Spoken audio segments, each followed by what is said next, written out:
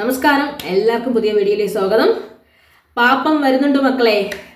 പാപ്പന്റെ കാര്യം പറയുകയാണെങ്കിൽ ആട് 1, ആട് 2. ആട് 1 ടി.എ. മിഥുൽ മാനുവൽ തോമസിന്റെ ചിത്രമാണ്. ആട് 1 മലയാളത്തിലെ രണ്ടും ഹിറ്റായിരുന്നെങ്കിലും തിയേറ്ററിൽ വൻ പരാജയമായ ഒരു ചിത്രത്തിന്റെ സെക്കൻഡ് പാർട്ട് വൻ വിജയമാകുന്ന ഒരു വലിയ ഹിസ്റ്ററി സൃഷ്ടിച്ച ചിത്രവും കൂടിയാണ് ആട് 2 എന്ന് പറയുന്നത്.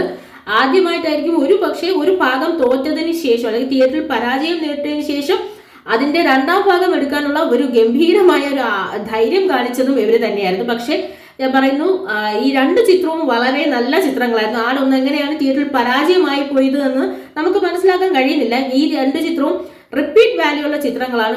ആട് 1, ആട് 2 ഇറങ്ങിയതിന് ശേഷം വീക്ക്ലി വൺസ് അല്ലെങ്കിൽ മന്ത്ലി വൺസ് ഈ ചിത്രം കാണാത്ത ഒരു ദിവസം പോലും ഇല്ല. ഞാൻ രണ്ടും കാണും.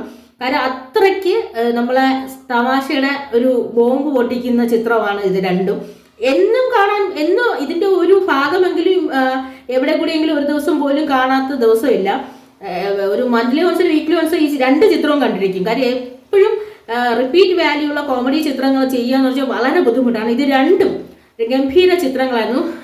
പ്രധാനമായിട്ടും നമ്മളെ ജയസുരേട്ടനും പിന്നെ അതുപോലെ തന്നെ അവരുടെ ഒരു ക്രൂ, പാപ്പന്റെ എന്താണ് പറഞ്ഞ സജു കുറുപ്പ് എല്ലാവരും കൂടിയുള്ള പാപ്പന്റെ ടീം, പാപ്പന്റെ പിള്ളേര്, ആ പാപ്പന്റെ പിള്ളേര് നമ്മുടെ ആ കുഞ്ഞാട്, ആ പാപ്പന്റെ പിള്ളേരും ആ കുഞ്ഞാടുമായിട്ട് ആട് 1, ആട് 2 നമ്മളെ ഗംഭീരമായിട്ട് ചിരിപ്പിച്ച് സന്തോഷിപ്പിച്ച് ഇപ്പോഴും കണ്ടാലും നമുക്ക് ചിരി വരും. അത്രയ്ക്കായിരുന്നു. കാരണം അത്രയും നല്ല ഹ്യൂമർ ഉള്ള ചിത്രം തന്നെയായിരുന്നു. വിജയബാബുവിന്റെ നിർമ്മാണത്തിലാണ് ചിത്രം വന്നത്. ആ പാപ്പനും പിള്ളേരും വീണ്ടും വരുന്നു എന്നറിയാൻ കഴിഞ്ഞു. അതായത് ആട് 3. നമുക്കറിയാം, ചിരിക്കാൻ ഏറ്റവും ഇഷ്ടമുള്ള മനുഷ്യർക്ക്, ചിരിപ്പിക്കാൻ ഏറ്റവും ഇഷ്ടമുള്ള മനുഷ്യർക്ക് ചിരിയുടെ ഒരു വലിയ പൂരം. കാരണം നമുക്ക് തിയേറ്ററുകളിൽ നഷ്ടപ്പെടുന്ന കോമഡി സിനിമകൾ, ആ കോമഡി സിനിമ ഒരു നീണ്ട കാലത്തിന് ശേഷം തിരിച്ചു കൊണ്ടുവന്നതും ഈ ചിത്രമാണ്. ആട് എന്ന് പറയുന്ന ചിത്രം. അപ്പൊ ആട് 1 ആയാലും ശരി, ആട് 2 ആയാലും ശരി, ആട് 2 ഈ രണ്ട് ചിത്രമായാലും ശരി. ആദ്യമായിട്ടായിരിക്കും വടംവലിക്ക് ഇത്രയും ഫാൻസ് ഉണ്ടാവുന്നത്. കാരണം ആട് എന്നൊരു സിനിമ ഇറങ്ങിയ സമയത്ത് നമുക്കറിയാം, പാപ്പന്റെ താടി, പാപ്പന്റെ മുടി കളർ ചെയ്തിരിക്കുന്നത്, പാപ്പന്റെ ജുബ്ബ, പാപ്പന്റെ മുണ്ട്, ഇതെല്ലാം വലിയ ഫേമസ് ആയിരുന്നു. ഏത് പ്രോഗ്രാം എടുത്താലും അക്കാലത്ത് ആ സമയത്ത് നടന്ന ആൾ കൂടുന്ന കല്യാണത്തിനായാലും ശരി, ഓണാഘോഷത്തിനായാലും ശരി, സ്കൂൾ വാർഷികത്തിനായാലും ശരി, എല്ലാത്തിലും ഷാജി പാപ്പന്റെ ഫാൻസ് ആയിരുന്നു. ഇതേ വേഷത്തിൽ തന്നെ വരുമായിരുന്നു.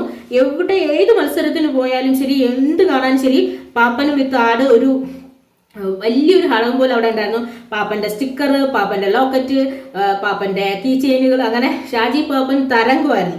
ആ ഷാജി പാപ്പൻ തരംഗമായതിനു ശേഷം വീണ്ടും വരുവാണ് ആട് 3. എന്ന് തിയേറ്ററുകളിലേക്ക് എത്തുമെന്നൊന്നും നമുക്ക് ഉറപ്പ് തന്നിട്ടില്ലെങ്കിലും ആട് 3 ഉണ്ടാവുന്നുണ്ട്. അതായത് നമ്മളെ കാത്ത് നല്ലൊരു കോമഡി ചിത്രം കാത്തിരിക്കുന്നുണ്ടെന്നുള്ള അത് പ്രോമിസിങ് ആയ ചിത്രം. ഇപ്പൊ ആട് 1 പരാജയമാണെന്ന് മറ്റുള്ളവർ പറയുന്നു. പക്ഷെ എങ്ങനെ പരാജയപ്പെട്ടു എന്ന് ചോദിച്ചാൽ എനിക്ക് പറയാനില്ല. ഇത്രയും ഫ്രഷ് കോമഡിയുള്ള നല്ല ചിത്രം തന്നെയായിരുന്നു ആട്. പിന്നെ ആട് 2 നമുക്ക് പറയേണ്ട, ചിത്രം ഗംഭീര വിജയം തന്നെ നേടി. അങ്ങനെ പാപ്പനും പാപ്പന്റെ പിള്ളേരും എത്തുന്നു. സുസ്വാഗതം.